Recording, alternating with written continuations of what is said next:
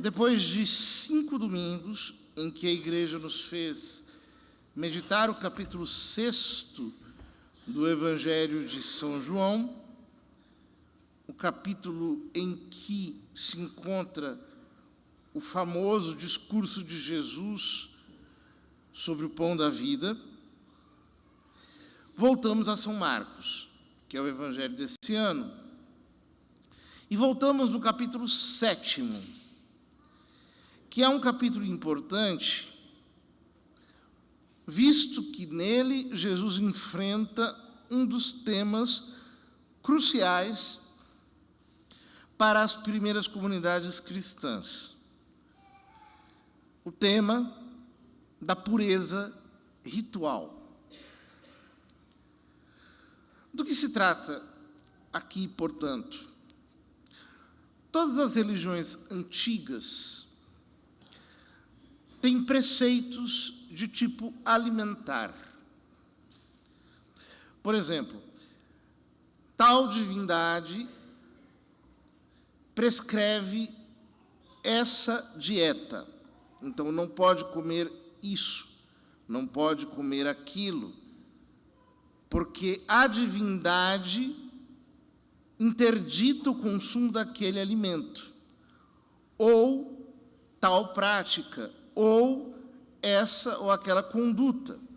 Isso nós vemos, por exemplo, bastante no Brasil, nas religiões de origem africana, que tem essa origem antiga, justamente num período digamos assim, espiritualista, em que as divindades se comunicam com os homens através de serviços de tipo material. Por outro lado, os fariseus tinham se tornado o partido mais popular entre os judeus dos dias de Jesus. Eles não eram exatamente o que se tornaram no nosso imaginário. Nós vemos, por exemplo, São Paulo falar dos fariseus de maneira muito gentil. Nós vemos ali na Epístola aos Romanos, entre os capítulos 11, 12 e 13, em 2 Coríntios, também, quando ele faz a apologia do seu apostolado, ele se apresenta como fariseus, filho de fariseus. E ele diz deles, na carta aos Romanos, que ele pode testemunhar que são pessoas piedosas. E qual que era o cerne da religiosidade farisaica? Era justamente que os fariseus queriam transferir certos preceitos reservados aos sacerdotes para o povo em geral. Havia, por assim dizer, nos tempos de Jesus, um certo dito em que se falava que cada judeu deve viver como se fosse um sacerdote e cada casa judaica deve ser como o Templo de Jerusalém. Portanto, os preceitos de origem ritual, como o de lavar as mãos, o de lavar os pés, que estavam reservados no Velho Testamento aos sacerdotes, passam a ser, por assim dizer, aplicados a toda a população de maneira geral. Os fariseus também difundiam uma espécie de Torá oral, na qual eles acrescentavam ensinos justamente baseados naquilo que aqui eles chamam de tradições dos antigos. Notem que na Torá, por exemplo, em Levítico 15, em Êxodo 30, quando a Escritura fala sobre os lavacros rituais, sempre se refere aos sacerdotes ou a algum contato impuro que um fiel teve contraindo uma impureza ritual. porque tocou num cadáver, porque tocou em sangue e assim por diante. Ou seja, nós estamos falando do culto, nós estamos falando de liturgia. Então, nós temos o evangelho de hoje. Os fariseus e alguns mestres da lei vieram de Jerusalém e se reuniram em torno de Jesus. Vieram de Jerusalém. Notem que, nos trechos anteriores do evangelho de São Marcos, Jesus tinha feito a multiplicação dos pães, tinha curado muita gente ali nas margens do Mar da Galileia. Então, eles vêm até Jesus, de Jerusalém, ou seja, da capital e da capital religiosa, para fazer-lhe uma questão. São Marcos explica, eles viam que alguns dos seus discípulos comiam pão com as mãos impuras, isto é, sem as terem lavado. E aí vem uma explicação de São Marcos. Com efeito, os fariseus e todos os judeus só comem depois de lavar bem as mãos. Na verdade, eles lavavam as mãos até os cotovelos, e havia um ritual para isso. Pegavam uma jarra com a mão esquerda, lavava a mão direita, depois pegavam uma toalha, com a qual pegavam um jarro, lavavam a mão esquerda, deixavam um pouco de água na mão esquerda, para esfregar na mão direita, passando a água entre os dedos, e uma vez que aquela água escorria, ele se secava, a mão estava pura. Então ele poderia comer, depois de fazer uma oração de bênção. Ao voltar da praça, eles não comem sem tomar banho e seguem muitos outros costumes que receberam por tradição. A maneira certa de lavar copos, jarras e vasilhas de cobre. Ou seja, o mesmo ritual para copos, jarras e vasilhas metálicas. O mesmo ritual que se usa no templo para os utensílios sagrados. Os fariseus e os mestres da lei perguntaram então a Jesus: por que os teus discípulos não seguem a tradição dos antigos, mas comem o pão sem lavar as mãos? Essa pergunta é uma pergunta inquisitória. Querem incriminar Nosso Senhor, dizendo que Ele ensina os seus discípulos, os seus alunos, sendo ele um mestre, um rabi, a desobedecer a tradição dos antigos. Então Jesus responde: bem profetizou Isaías a vosso respeito, hipócritas, como está escrito: este povo me honra com os lábios, mas seu coração está longe de mim, de nada adianta o culto que me prestam, pois as doutrinas que ensinam são preceitos humanos. Vós abandonais o mandamento de Deus para seguir a tradição dos homens. Veja que coisa impressionante. Jesus não responde à acusação. Ele ataca. Ele faz uma invertida. Ele estava sendo posto contra a parede pelos fariseus, e ele, então, coloca os fariseus contra a parede. Ele diz: bem profetizou Isaías a vosso respeito, hipócritas. A palavra hipócrita aqui não significa o que significa para nós hoje. A palavra hipócrita, nos tempos de Jesus, era simplesmente o nome que se dava aos atores das peças de drama, comédia, tragédia, que sempre usavam máscaras. Então vejam, de repente você tinha um agricultor que colocava uma máscara como se ele fosse um deus, um filósofo, um grande personagem, um herói. Ou seja, na realidade ele era um agricultor simples, um trabalhador modesto. Mas no teatro ele assumia a persona de um ilustre personagem do passado. Veja que coisa. Hipocrisia é isso. Não é?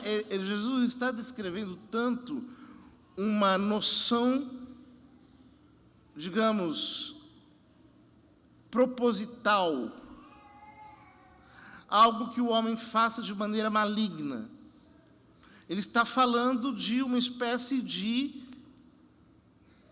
ruptura entre a verdadeira identidade e uma identidade fake. Uma identidade, digamos assim, provisória, acidental, que não corresponde ao interior da pessoa.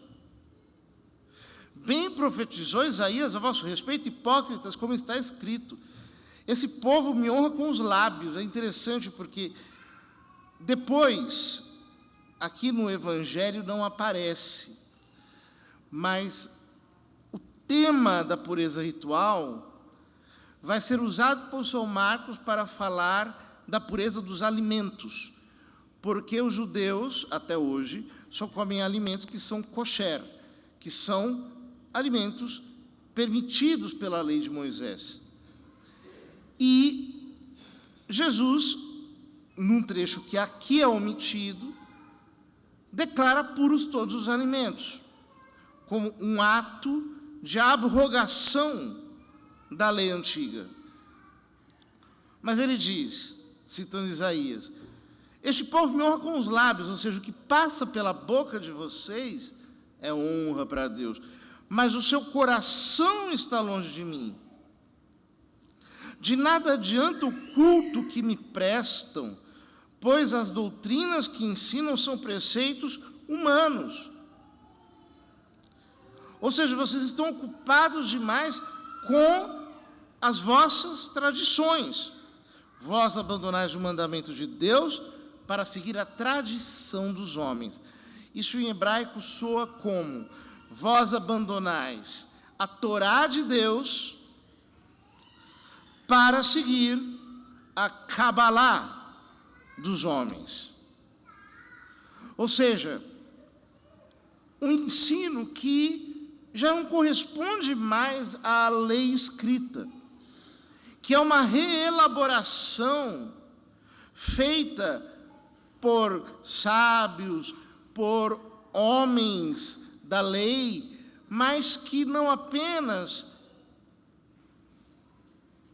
ressignifica a lei, não apenas concretiza a lei, não apenas vai além da lei, mas contamina a lei. Jesus vai mostrar na sequência o quanto a impureza nasce de dentro. Não é algo exterior que contamina o homem, é o homem que contamina as coisas exteriores com a sua maldade. Portanto, o homem também contamina a lei quando ele a interpreta e quer se tornar seu aperfeiçoador. Ou seja, o que Jesus está explicando, isso é muito útil para a comunidade de São Marcos, é que houve um desvio ao longo do caminho. A revelação que Deus havia entregue ao povo de Israel sofreu uma adulteração por causa da maldade do homem. Então ele diz: vocês abandonaram a Torá de Deus para seguir a vossa Cabalá, a vossa tradição, o vosso misticismo, aquilo que vocês estabeleceram.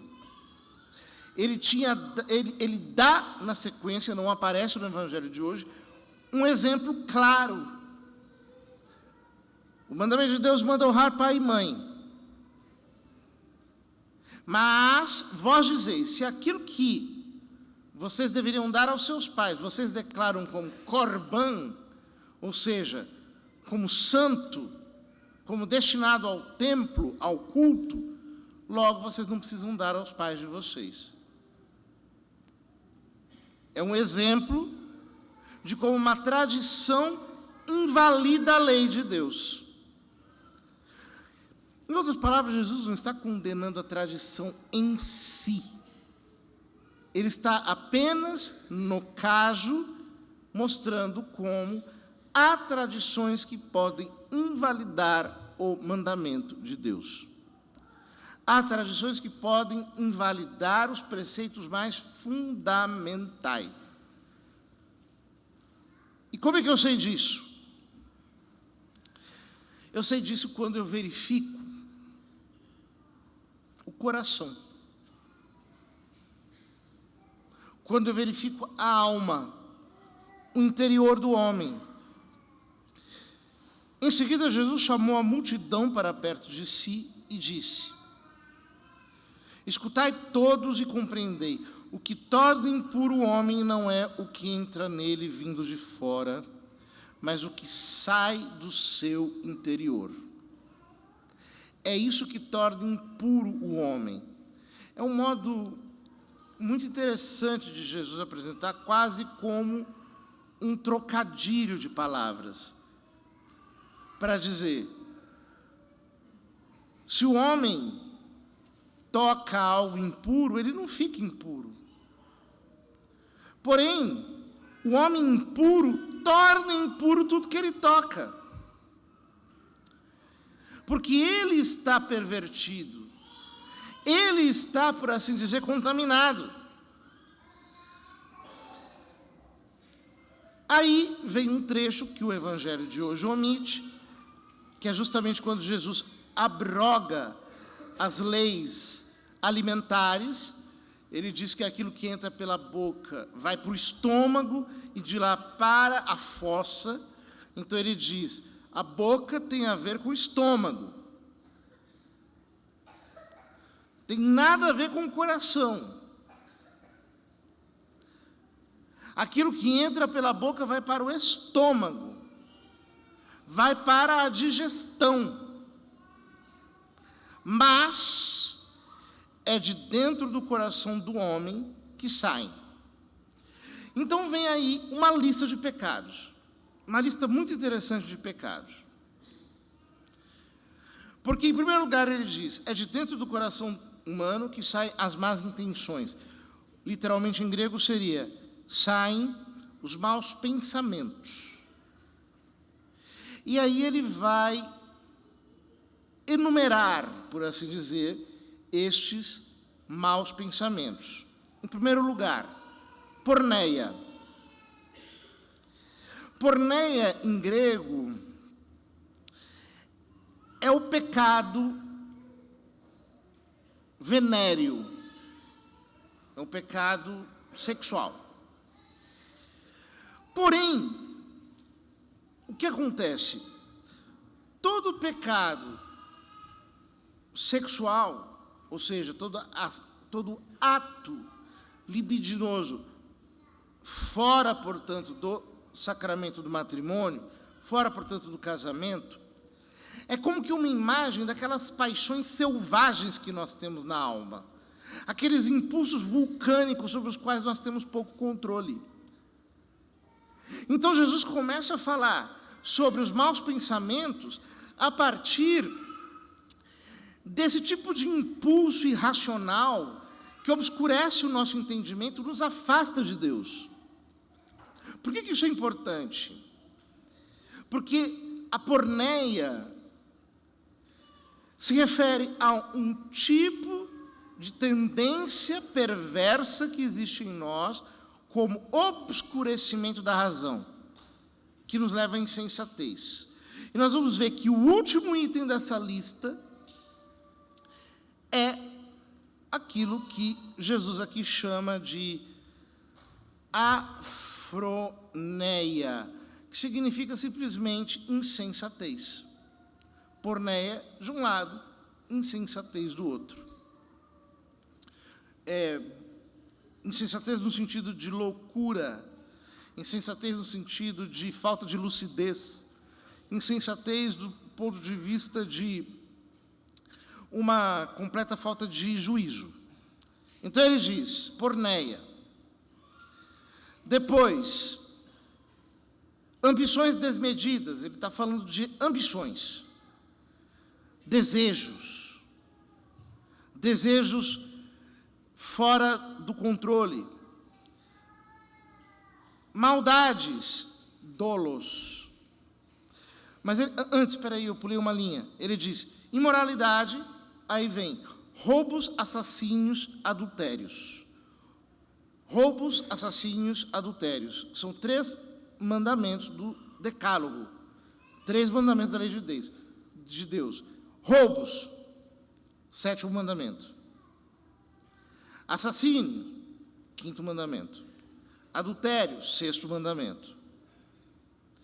Depois de falar destes, vem uma lista de 7 pecados que são eles interiores. Então, Jesus começa pelas ambições desmedidas. Ambições. Ou seja, pensamentos maus. Pensamentos... A palavra grega aqui é pensamento mau mesmo. Então ele diz, como que exemplificando do que se trata, maldade, ponereia, dolos, que dolo é fraude, é engano, devassidão, mas devassidão enquanto exibicionismo que leva ao pecado. Inveja. Inveja aqui, a palavra é oftalmoponeros, que é o olhar mal. Nós diríamos em português, mal olhado. Ou seja, é o olhar ruim que se coloca sobre os outros. Calúnia, a palavra grega é blasfêmia. Mas blasfêmia aqui, em sentido muito amplo, ou seja, é um obstáculo à verdade, é um comentário pernicioso. Orgulho, aqui a palavra orgulho é literalmente brilhar demais. É aquela pessoa que brilha demais, que se aparece, que gosta de se apresentar. E por último, a afroneia, falta de juízo, burrice. Veja, Jesus chama a imprudência, a burrice, a falta de esperteza, a falta de sagacidade, a loucura de pecado. Ele a enumera entre os pecados. É muito interessante que esta segunda lista aqui dentro, ela é toda de atitudes que vêm de dentro para fora. Ambição, meu coração deseja o que está fora. Fraude, dolo. Eu penso uma coisa por dentro e digo outra por fora para enganar. Devassidão, tenho uma intenção imoral dentro do coração e me exprimo daquele modo. Olho mal, tenho uma maldade dentro de mim que eu disparo como uma espécie de maldição, de desejo ruim sobre o outro. Depois, blasfêmia, calúnia. Eu penso mal e depois digo. Penso mal, depois falo. Brilho demais. O brilho, ou seja, é o reflexo do que vem de dentro. De alguém que gosta de se aparecer para oprimir os outros. E por último, falta de juízo, ou seja, uma pessoa que não pensa no que faz, que não tem prudência nenhuma. Todas estas coisas más saem de dentro, e são elas que tornam impuro o homem. Ou seja, essa lista de pecados de Jesus começa com a porneia, que obscurece a razão, que é a paixão cega, e termina com a loucura, com a falta de juízo. Na primeira leitura do livro do Deuteronômio, Deus diz, através de Moisés: vós guardareis os mandamentos e os poreis em prática, porque neles está a vossa sabedoria e inteligência perante os povos, para que, ouvindo todas estas leis, digam: na verdade é sábia e inteligente esta grande nação. Em outras palavras, Deus não quer autômatos, Deus não quer robôs, não está interessado em inteligências artificiais, em pessoas que façam coisas mecanicamente. Ele quer que a sua lei se torne sabedoria dentro de nós. Por isso, São Tiago diz na segunda leitura: recebei com humildade a palavra que em vós foi implantada, e que é capaz de salvar as vossas almas. Com efeito, a religião pura e sem mancha, diante de Deus Pai é esta: assistir os órfãos e as viúvas em suas tribulações, e não se deixar contaminar pelo mundo, pelo modo de pensar que vige no mundo corrompido. Eu preciso me guiar pela sabedoria de Cristo no Evangelho, Ele que é a própria Torá de Deus encarnada. É isso que me torna puro. É assim que eu me lavo. Eu me lavo quando a palavra dele entra em mim. Eu me lavo quando a sua mentalidade entra na minha. Eu me lavo quando, de fato, o meu coração é purificado pela sua vontade. A pureza ritual no Novo Testamento é espiritualizada. Ela é tornada uma pureza espiritual, mas uma pureza que opera mediante a fé, pela meditação das Escrituras, que vai se tornando sabedoria sedimentada em nós e vai reformando o nosso coração. Será que o nosso coração é puro, queridos irmãos? Será que nós somos um templo de Deus consagrado? Senhor, quem morará em vossa casa e no vosso monte santo habitará, é aquele que caminha sem pecado e pratica a justiça fielmente, que pensa a verdade no seu íntimo, não solta em calúnia a sua língua, que em nada prejudica o seu irmão, nem cobre de insulto o seu vizinho, que não dá valor algum ao homem ímpio, mas honra os que respeitam o Senhor. Esse é o que tem o coração puro. Esse é o que mora no templo de Deus, o que habita no monte santo de Deus. É aquele cujo coração foi renovado por Cristo, e por isso, de dentro dele sai virtude, de dentro dele sai bondade, de dentro dele sai graça, de dentro dele sai o bom fruto do Espírito de Deus. Peçamos ao Senhor que nos conceda essa pureza de coração, porque ela é que nos faz falta. No Novo Testamento, todo o nosso acento deve estar na interioridade, na reforma do nosso coração. Pois tudo o mais, sem isso, se torna palha, que precisa ser queimada, enquanto o nosso coração não for verdadeiramente reformado.